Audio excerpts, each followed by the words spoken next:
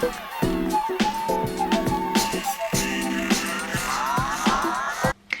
there BookTube, it's Eleanor here, and today I'm going to do some recent reads. I've read some really good books recently, and so I'm really excited to share them with you. A Pinch of Magic by Michelle Harrison. This is the story of three sisters, Betty, Charlie and Fliss. At 13, Betty, the middle child, the middle of the sisters, is our main character, with Fliss being the elder sister and Charlie at 6 being the youngest. At the start of the book, Charlie and Betty are trying to leave their small harbour town to go trick-or-treating somewhere outside of their town, but they're doing it in secret. We know that their grandmother is going to be looking for them. They have never been allowed to leave the town, and so they're trying to go on this special trick-or-treating adventure before their grandmother manages to catch up with them. Spoiler alert, their grandmother catches up with them. Their grandmother then takes them back home and informs them that there is a curse on their family, meaning they cannot leave this town. If they try and leave the town, then they will die. And so Betty, not being willing to leave it at that, decides that she wants to find out a way to lift the curse.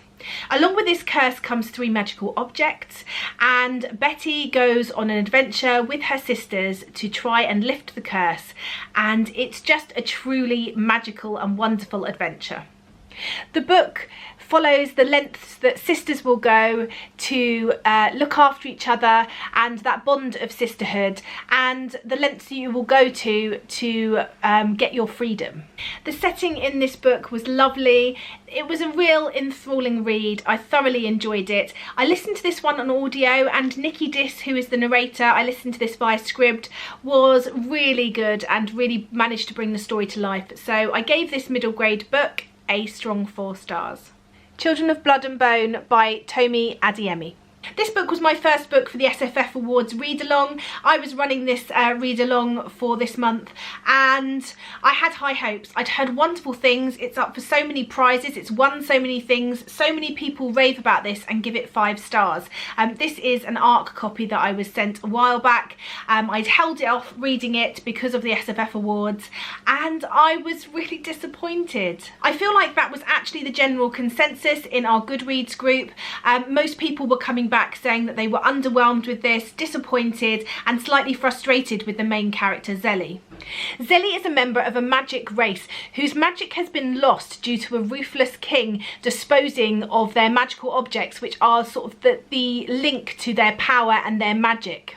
One day a chance encounter Zelly has with a rogue princess leads her on an adventure to bring magic back, with that said princess, with also the crown prince on their tail. I thought the adventure aspect of this was quite good, and the influences of the world and that side I thought was really well done and fresh and new.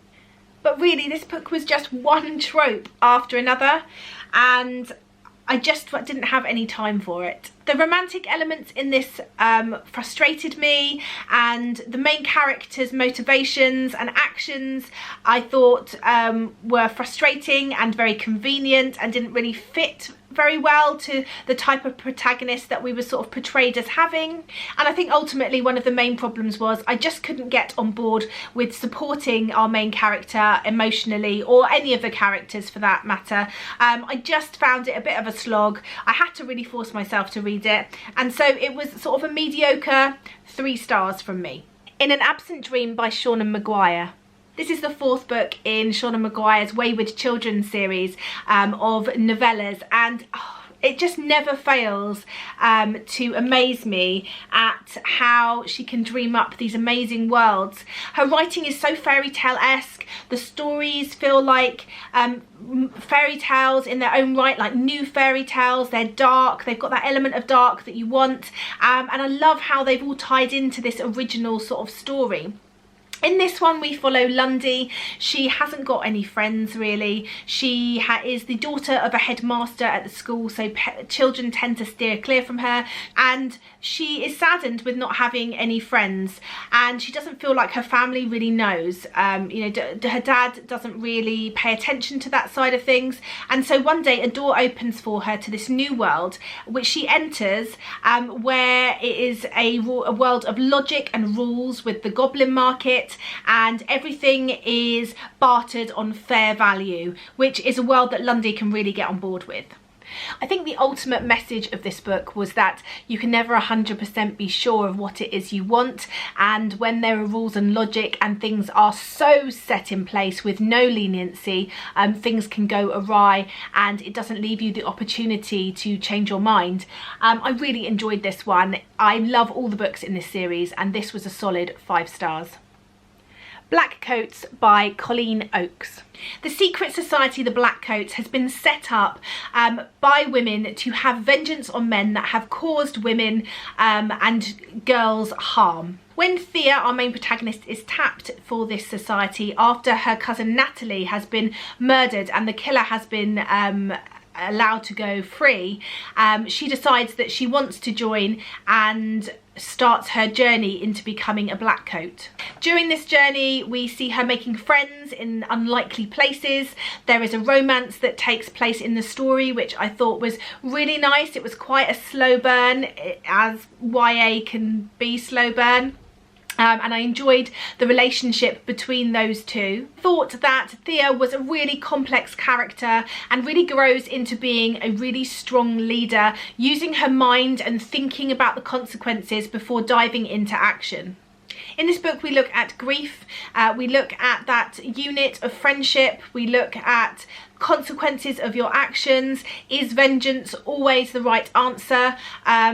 How do you move forward from different things?